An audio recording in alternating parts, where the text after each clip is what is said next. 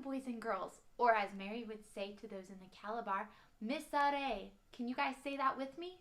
Misare. That means good morning in Efik. I'm so glad you came back to join us to find out what happens to Mary in the jungle. Do you guys remember last week? We left Mary.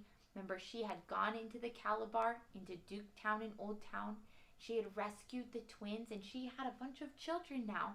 And she went around helping heal the sick with medicine, and she also told people about Jesus. Remember the scary tornado they went through where they sang to God? You remember we left off last week with Mary wanting to go deeper into Calabar to another tribe, and people told her it was too dangerous. Shall we find out what happened? All right. How many of you like to go on really long trips? What's the longest trip you've ever been on? Mary Slessor took lots of long, scary trips into the jungles of Calabar. God had done amazing things through Mary Slessor when she worked in Duketown and Old Town. Many twin babies were rescued. A whole village was changed because of God and His Word. Mary knew it was time for her to move on to a different place in Calabar. She wanted to tell the Okoyong people about Jesus. Everyone knew the Okoyong people were wicked, but Mary knew this was where she was supposed to go. These people needed to know God's love for them. Mary decided to move to Okoyong. A chief who had become a good friend of Mary's loaned her his nicest canoe and 30 men to paddle it downriver. It was a wet, rainy morning when Mary climbed into the canoe with her 5 children and Mr. Bishop, another missionary who volunteered to help her move. The 30 men paddled the canoe all day long, and all day it rained.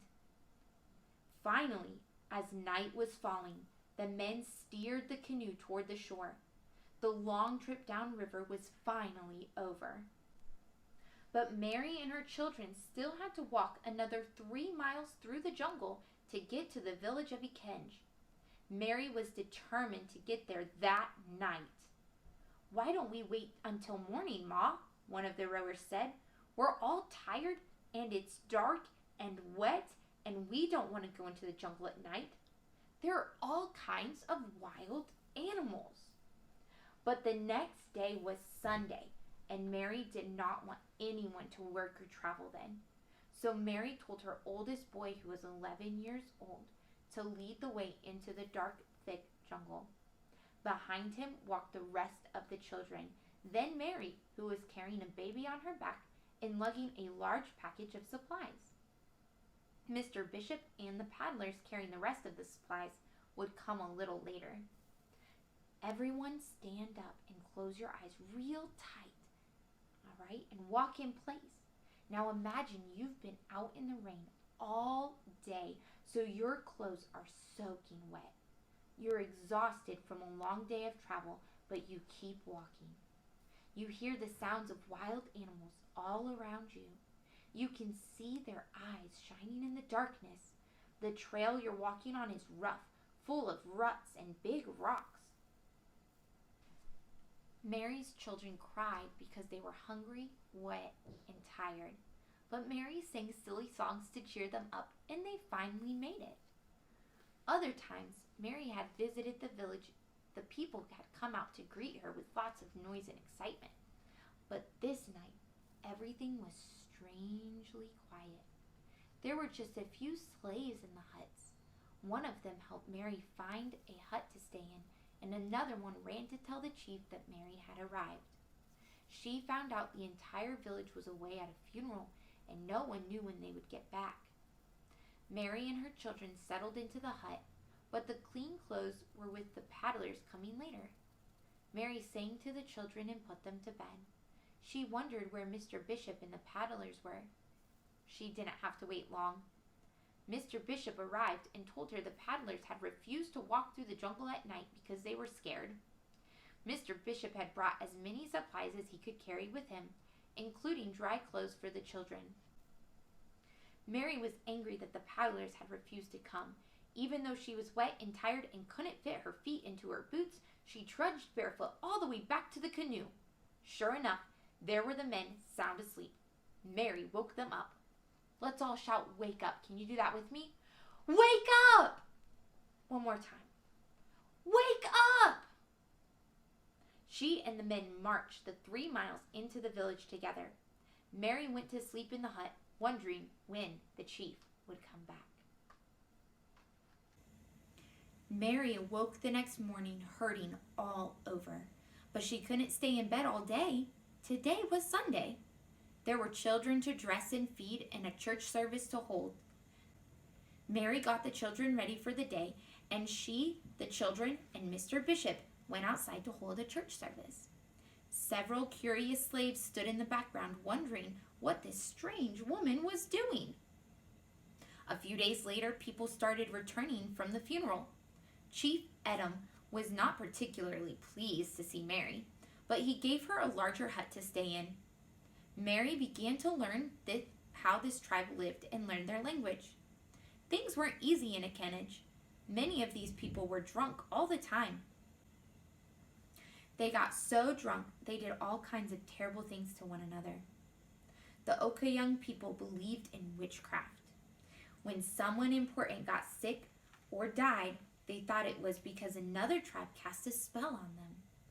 Often wars started when one tribe tried to get even with another tribe for casting spells. Mary knew this violence had to stop. She met someone who would help her with this big job. Soon after moving to Okoyong, Mary made friends with a woman named Ma Eme.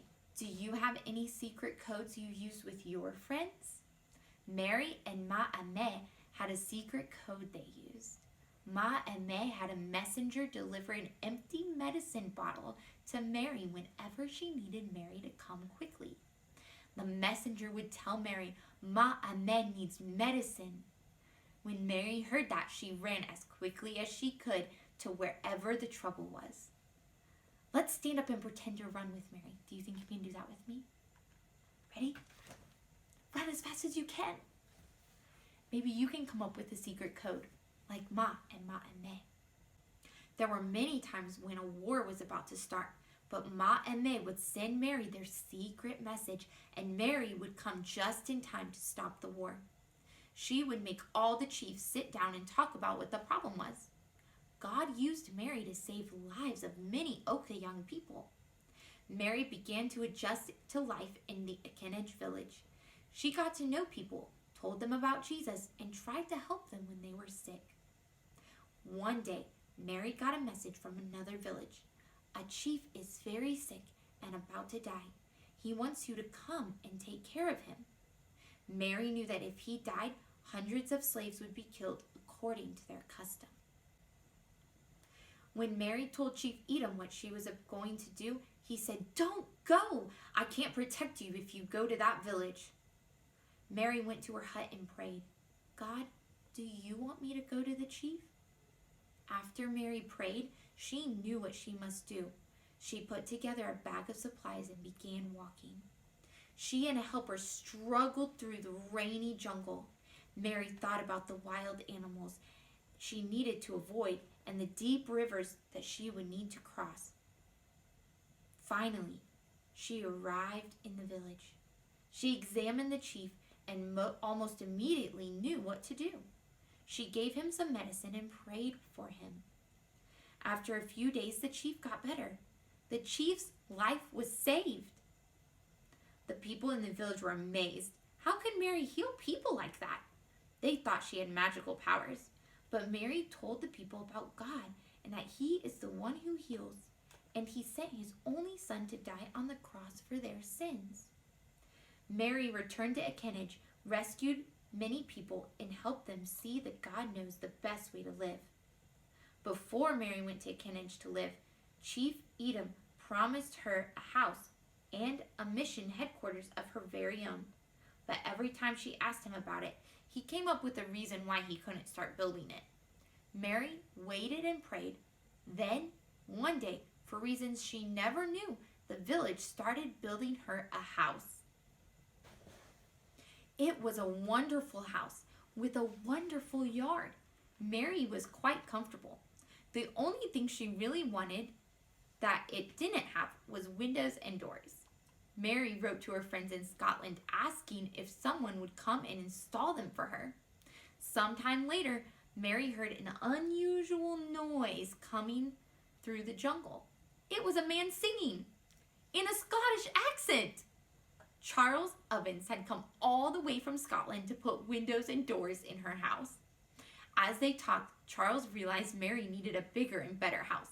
He decided to build it for her.